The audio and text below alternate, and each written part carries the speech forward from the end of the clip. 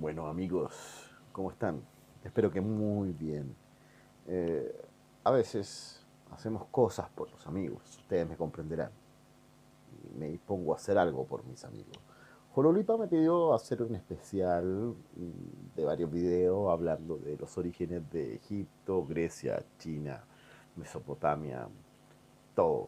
¿Ya? O sea, ustedes saben que el viejo anciano quiere todo, así que, ¿qué podemos hacer? Tendré que darle todo al viejo. Por lo cual, empezamos con China. Espero que le guste a Jolulipa, va con cariño. China tiene más de 9.600.000 kilómetros cuadrados de superficie.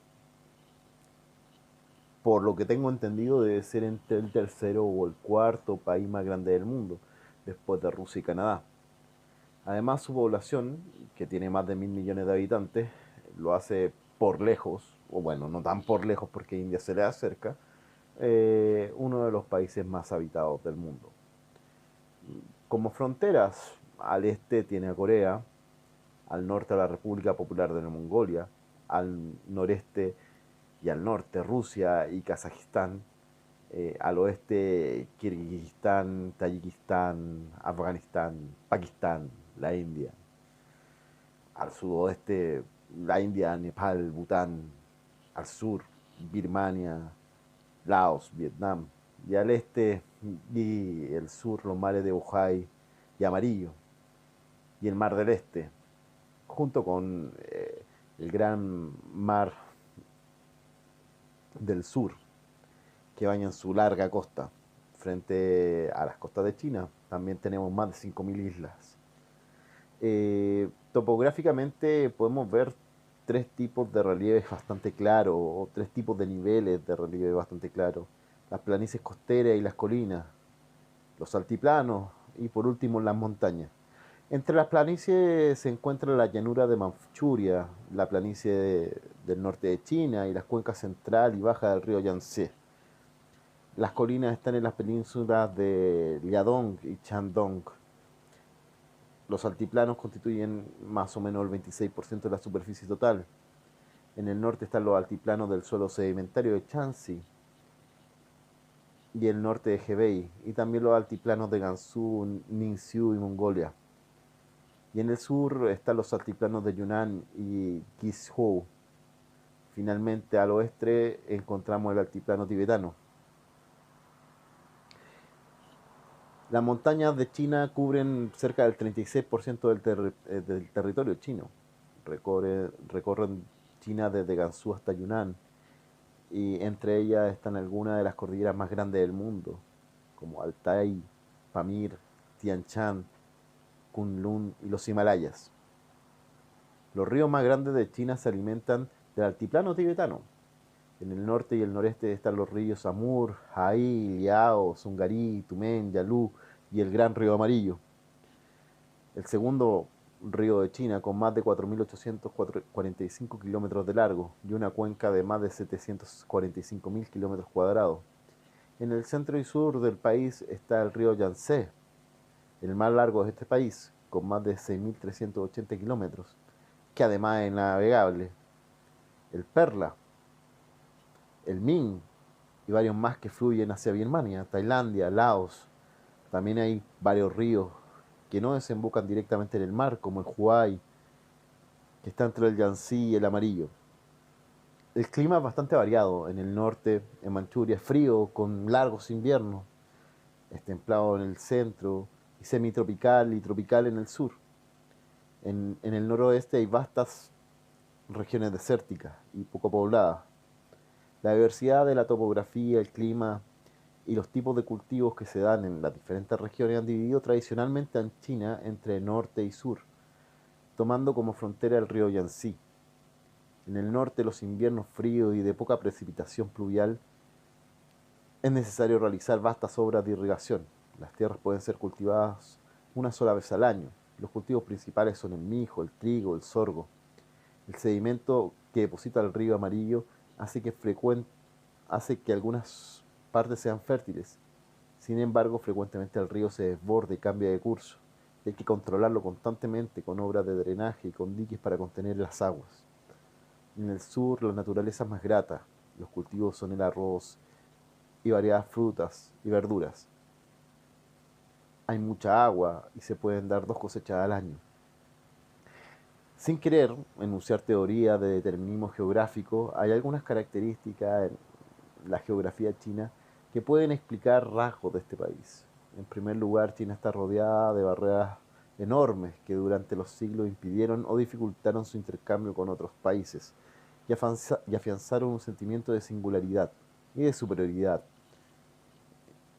En este, el Océano Pacífico en el norte, estepas y desiertos en el sudoeste, enormes barreras montañosas en el sur, montañas y jungla, y finalmente el acceso por el mar está interrumpido por la península malaya. La misma China tiene poca unidad. Las montañas se entrecruzan y forman regiones aisladas entre sí, distintas y autosuficientes. Esto explica el regionalismo de China y las subculturas que se desarrollan en diferentes lugares.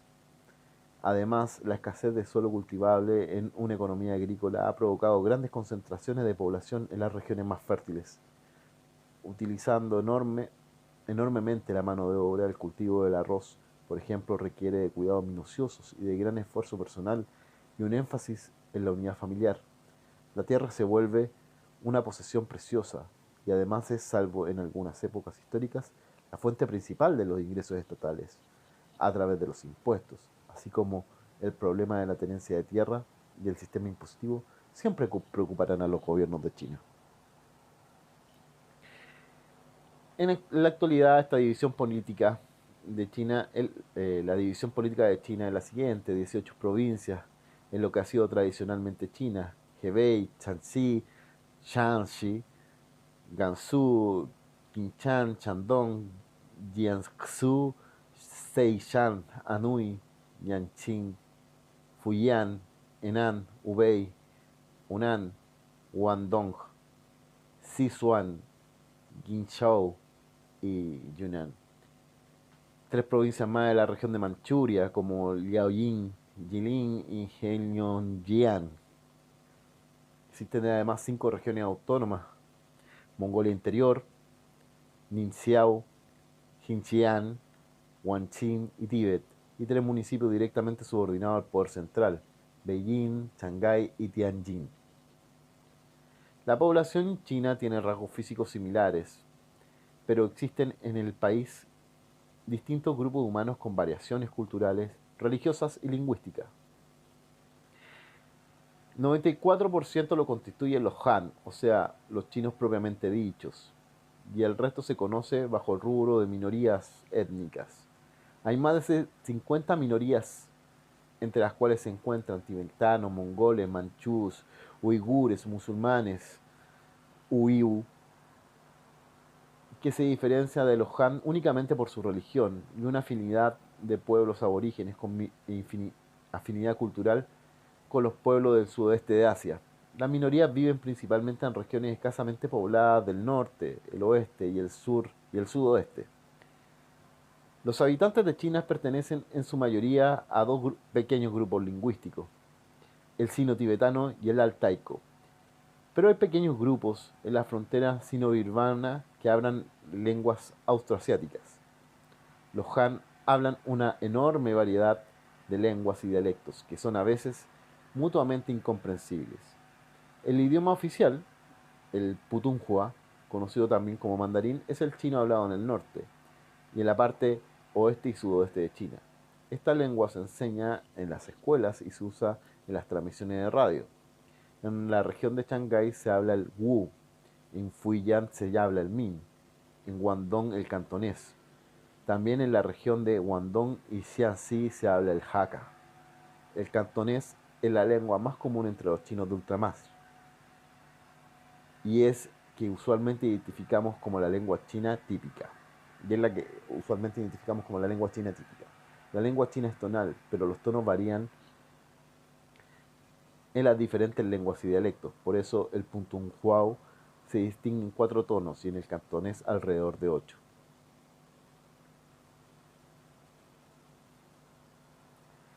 El chino, a diferencia de otros pueblos, no tiene mitos ni leyendas de migraciones desde otras partes del mundo.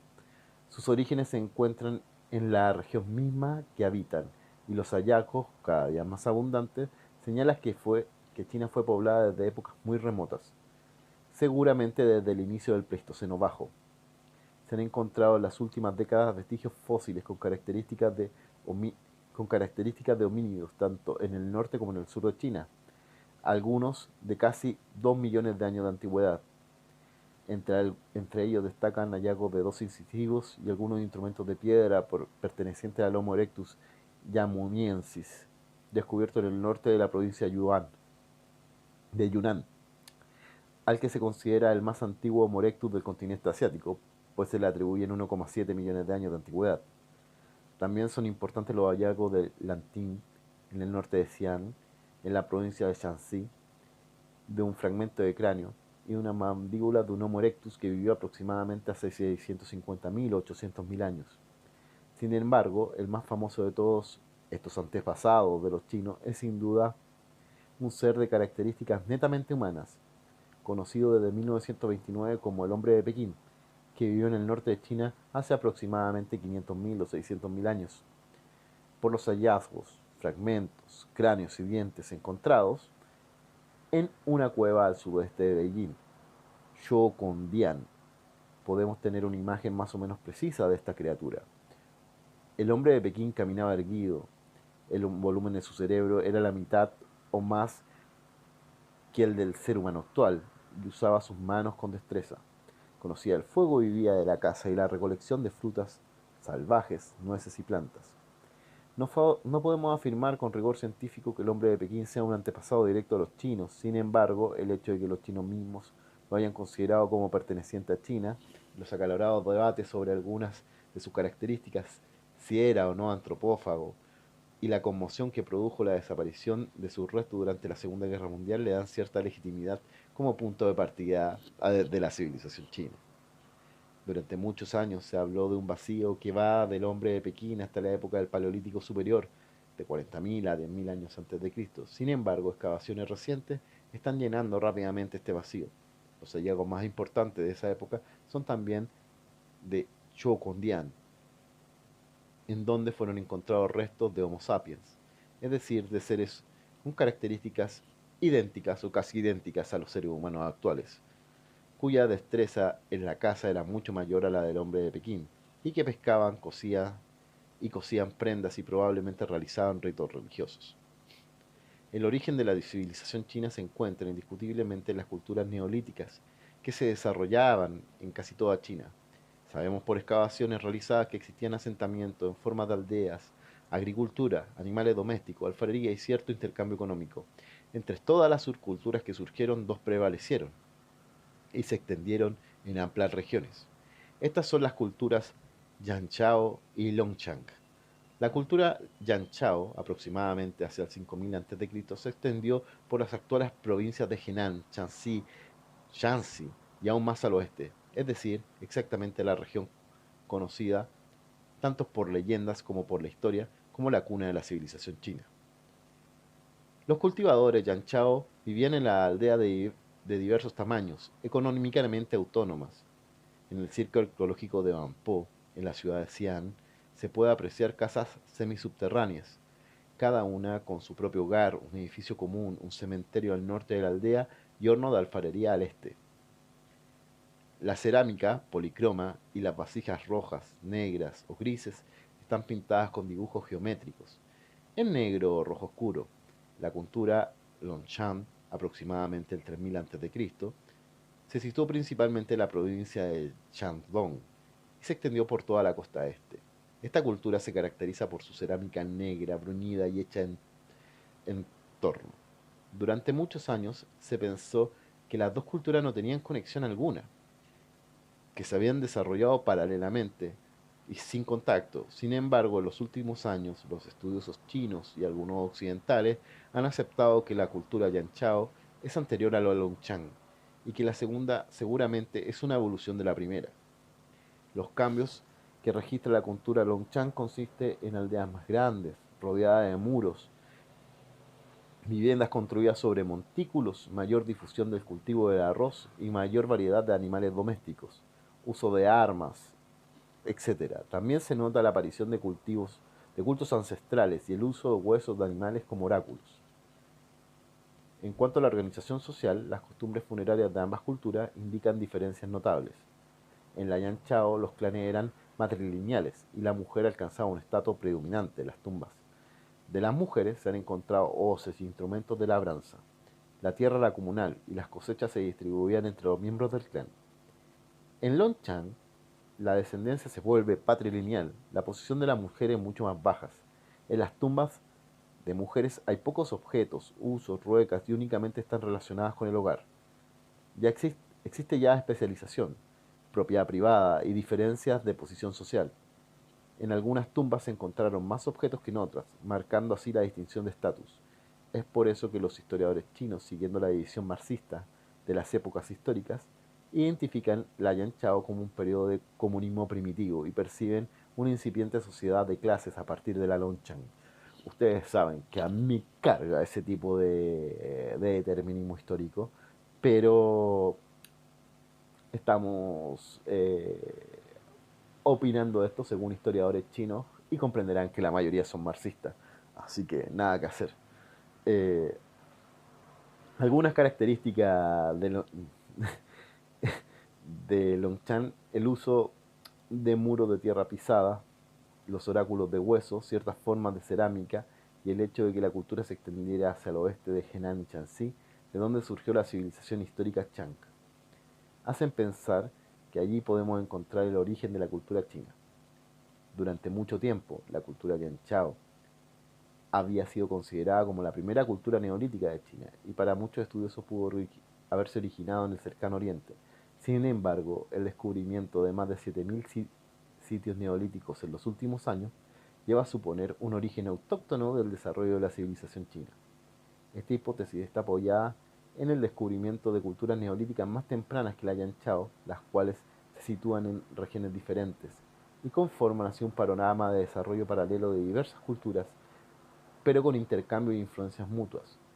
Los hallazgos más antiguos son los encontrados en refugios de roca ubicados en el sur de China, en Guangxi y en Jiangxi, que consiste en fragmentos de cerámica y restos de animales no domesticados todavía.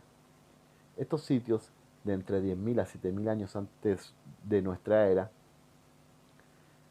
constituyen el periodo de transición entre las sociedades de caza y recolección y las más avanzadas sociedades agrícolas. Entre las culturas neolíticas tempranas, de 7.000 a 5.000 antes de nuestra era, destaca la cultura Peiliang, de la parte central de Henan, la cultura Xixian, del sur de Hebei, y la cultura Langhuatai, ubicada en Shanxi y en Gansu. Estas culturas, que muestran una organización agrícola, se agrupaban en aldeas de varios cientos de habitantes, en las que se cultivaba mijo y algunos vegetales, como la col. Para cosechar el mijo se usaban azadones largos, en formas de sierra, y también habían domesticado la gallina, el cerdo y el perro.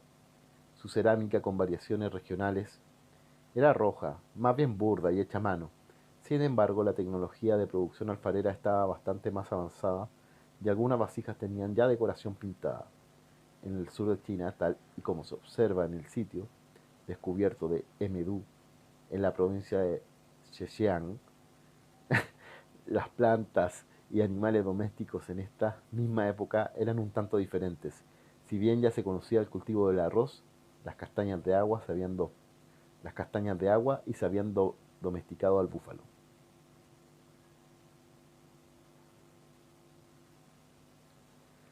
Como ya hemos dicho, no hay mitos de creación en China, y aún el más conocido, de Bangu, no es muy antiguo, pues parece haber llegado a este país procedente del sudeste de Asia hacia el siglo IV a.C.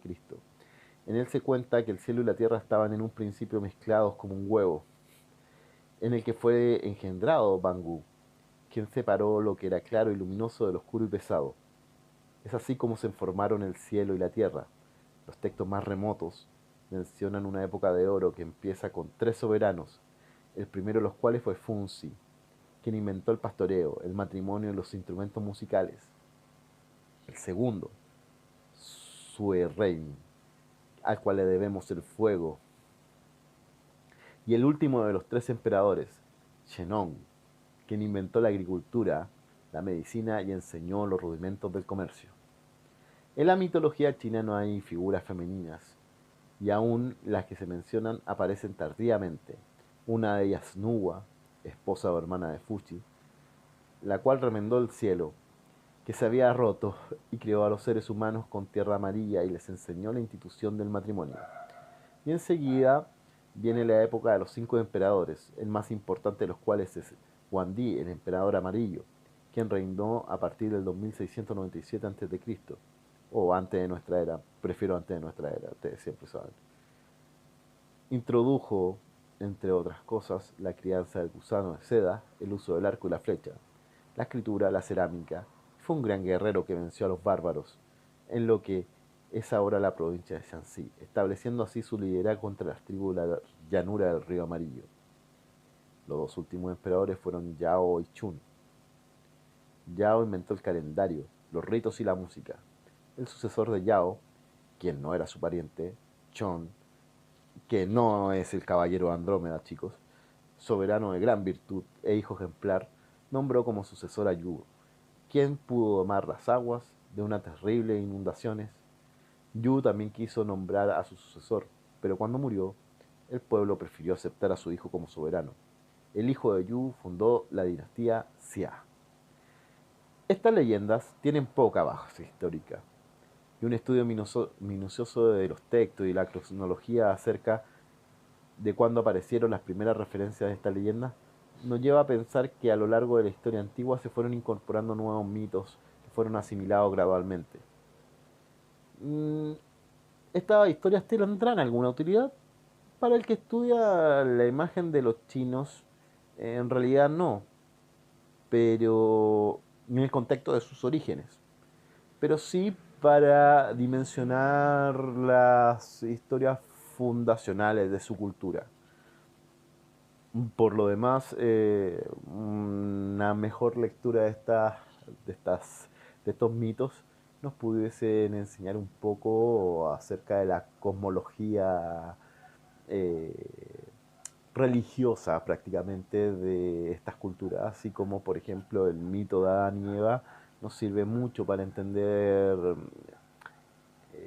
cómo la cultura occidental entendía en un pasado sus orígenes.